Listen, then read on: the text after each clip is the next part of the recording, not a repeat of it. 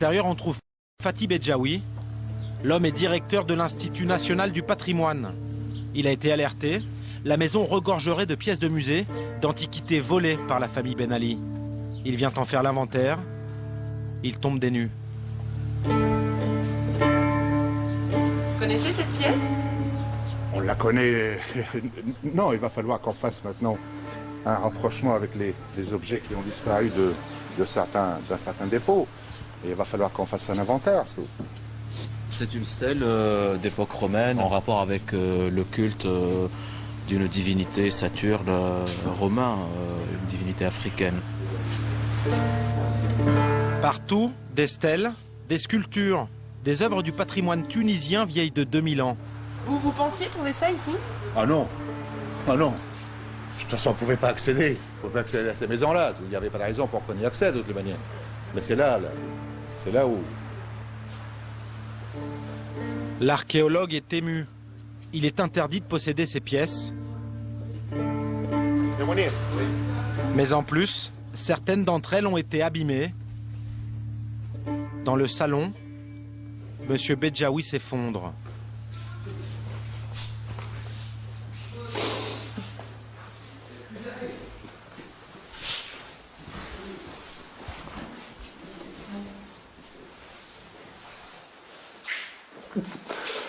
En guise de cheminée, on a découpé des morceaux d'histoire. Ça, c'est des éléments qui appartenaient probablement à un seul monument, qui ont été, je ne sais d'où et quand, ont été complètement démontés. Puis, vous voyez, pour servir de décor. Hein. Arracher ces éléments-là, c'est... Et puis les transporter, là, c'est... C'est quoi? Hein? Ben, c'est criminel, madame. C'est criminel, madame. Ça, c'est criminel. Cette stèle... Dans la maison, au total 80 éléments d'un véritable trésor archéologique. Partout, même dans la cuisine. Le couple a fait installer des colonnes romaines pour soutenir une hotte.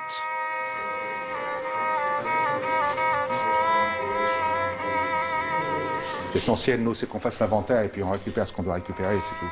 Et maintenant, c'est à l'État tunisien. Ah, de toute façon, ça a toujours appartenu à l'État tunisien. Avant, maintenant ou après. Donc c'est... Problème, jusqu'à ce 15 janvier 2011, l'État tunisien, c'était eux. Nesrine, fille aînée du couple présidentiel, et son mari. Saker El Matri, gendre préféré de Ben Ali. À 29 ans, il est multimillionnaire. On le surnomme déjà le dauphin. À l'époque, c'est lui qui doit succéder au dictateur. Quelques mois avant la chute, dernières images officielles du clan. Le président Ben Ali, sa femme Leïla, qu'on décrit toute puissante. Le couple El Matri. Cliché d'une famille heureuse. Aujourd'hui, tous sont en fuite. Portrait de Saker El Matri, l'ex-futur président de Tunisie. Pour comprendre l'étendue de sa fortune, rendez-vous sur le port de Tunis, à La Goulette. Voici l'un de ses derniers grands projets, un terminal flambant neuf pour les touristes en croisière, un business juteux. Depuis la Révolution, son village de vacances est complètement vide. Un peu plus loin, ses stocks de voitures. En Tunisie, le marché de l'automobile est chasse gardée du clan Ben Ali. Chacun se partage les marques. Saker vend les Kia, Volkswagen, Renault Trucks, Audi. Et surtout, les Porsche, sa fierté. Symbole de l'élite, ce sont elles que les manifestants ont saccagées.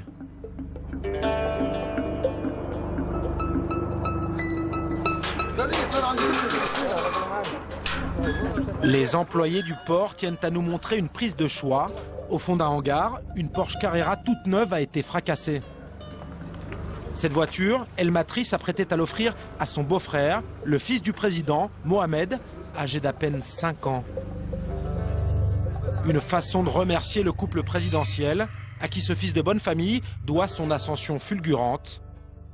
D'après Catherine Gracier, spécialiste des Ben Ali, ce jeune bourgeois a été sélectionné pour intégrer le clan. C'est spécial, hein, quand même.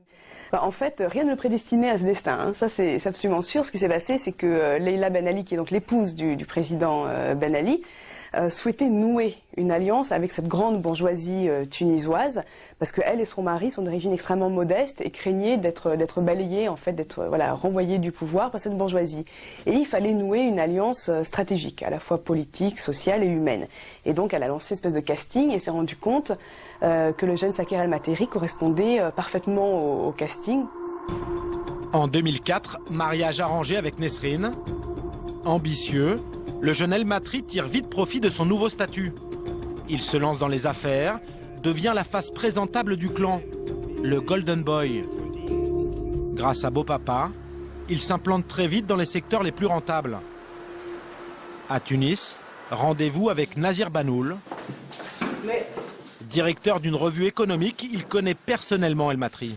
Il est dans la finance, il est dans les médias, il est dans la concession automobile. Donc il est un peu partout, il est dans le tourisme. Donc il est déjà un peu partout. Alors contrairement au Trabelsi, c'est quelqu'un, il faut le reconnaître, c'est quelqu'un qui a 30 ans, qui est un fils de bonne famille, quelqu'un qui est très poli. J'ai eu affaire à lui à 2-3 reprises et il a toujours été d'une courtoisie exemplaire. Mais derrière ce sourire affiché et ces bonnes manières, comment a-t-il fait pour s'enrichir si vite? Retour chez Porsche. C'est en 2006 qu'il se porte candidat pour distribuer la marque en Tunisie. Appel d'offres, c'est lui qui est choisi par la maison mère. Aujourd'hui, Porsche France se justifie. On ne pouvait pas faire autrement en Tunisie. Vous n'aviez pas le choix? Il n'y avait pas de société. Enfin, moi je vous dis, ça c'est celle qui a été retenue, mais les autres qui en faisaient partie de l'appel d'offres, ils étaient aussi proches du gouvernement. Il n'y avait pas de société pas proche du gouvernement. Automobile, médias, téléphonie. À chaque fois le même schéma. C'est ainsi qu'il amasse des dizaines de millions d'euros. Moi, ce qui me choque, c'est de ne pas laisser les autres travailler.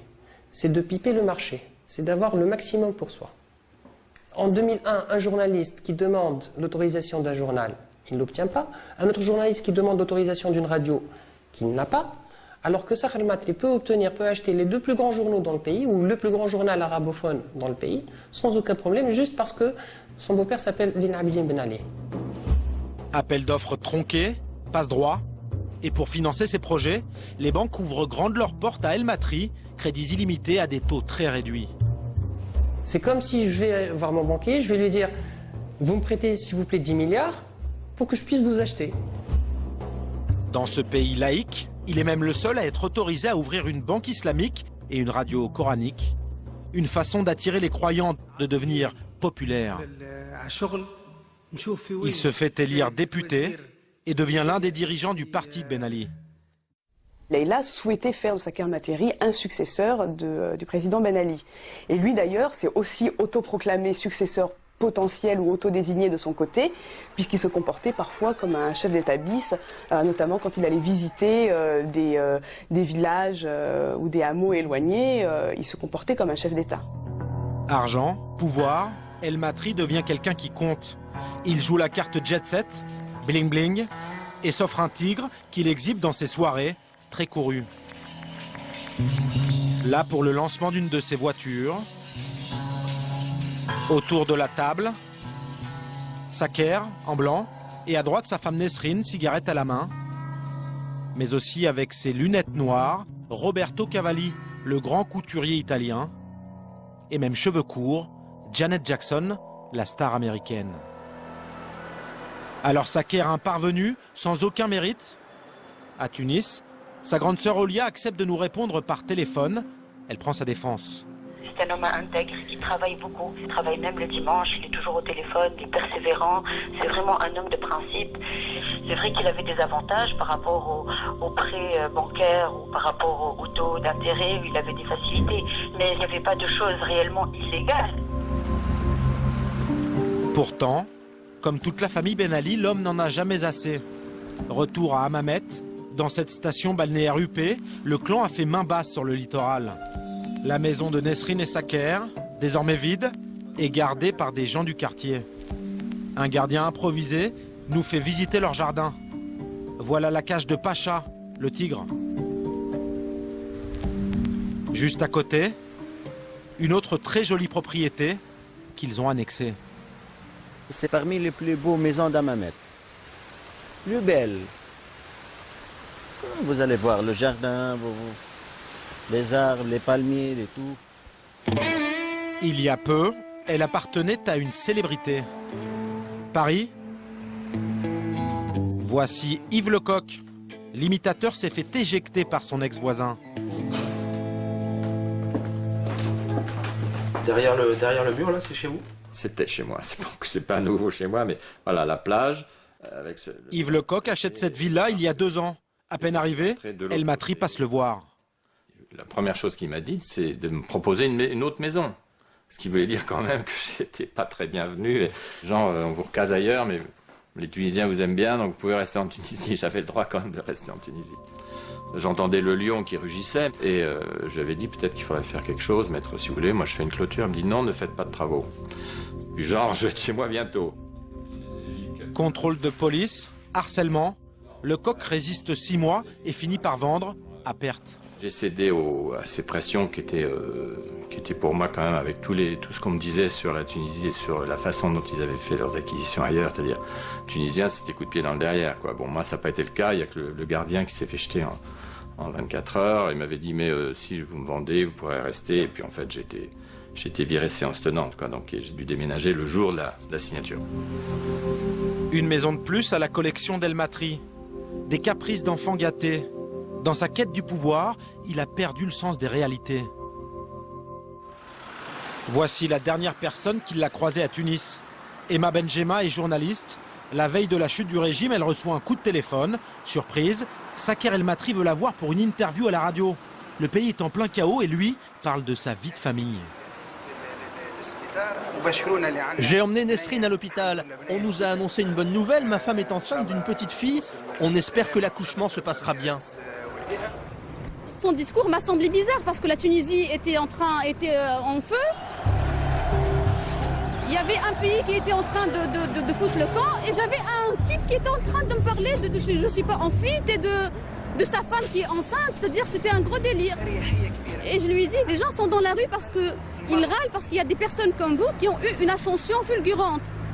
Et là, il s'est mis à m'expliquer que lui, il a travaillé, qu'il est en train de faire des choses pour le pays, que lui, qu'il est pieux, que jamais il ne volerait le pays. Au contraire, il fait tout pour le bien du pays. Il était dans ce discours-là. Le lendemain de l'interview, il s'enfuit. Il serait maintenant caché au Qatar. La justice tunisienne le recherche, la diaspora aussi. À Genève, un bar où chaque soir, depuis la Révolution, se réunissent ces Tunisiens de Suisse. Tous sont sur la trace de la fortune de Ben Ali et de celle de son gendre. Si je vous dis Saker El Matri, vous pensez à quoi spontanément? Un grand voleur. Un grand profiteur, un voleur qui a détourné tout l'argent. Il a mis le pays à genoux. On dit que c'était le dauphin, qu'il allait succéder à Ben Ali, c'est vrai? C'est ce qu'on disait. C'est dans les rêves, ça. Ah non, dans les rêves, mon ami, c'est fini. La population tunisienne ne va pas le lâcher. On va le poursuivre. Tôt ou tard, on va le ramener en Tunisie. Il va sera jugé en Tunisie pour les crimes et pour le vol qu'il a commis. Et ça, on ne le lâchera pas. Le peuple tunisien ne le lâchera pas. Alors, comment rendre aux Tunisiens l'argent qu'El Matri aurait pris? Côte à côte, des chauffeurs de taxi, des serveurs, des ouvriers qui se sont improvisés détectives. Dans son taxi, Adel parcourt les rues de Genève. 22 ans qu'il est installé ici. Voilà 3 jours qu'il n'a pas pris une course car l'homme préfère mener l'enquête. Le clan Ben Ali aurait caché plusieurs centaines de millions d'euros en Suisse. Alors là, on arrive où ça a commencé la chasse à la famille de Ben Ali. Ça, c'est le quartier de banque. C'est là où il y en a probablement beaucoup d'argent du pays tunisien. Taxi, employé de banque, d'hôtel, de magasins de luxe, Adel s'est fabriqué un réseau d'informateurs. Ce matin, il cherche à loger le banquier de Saker El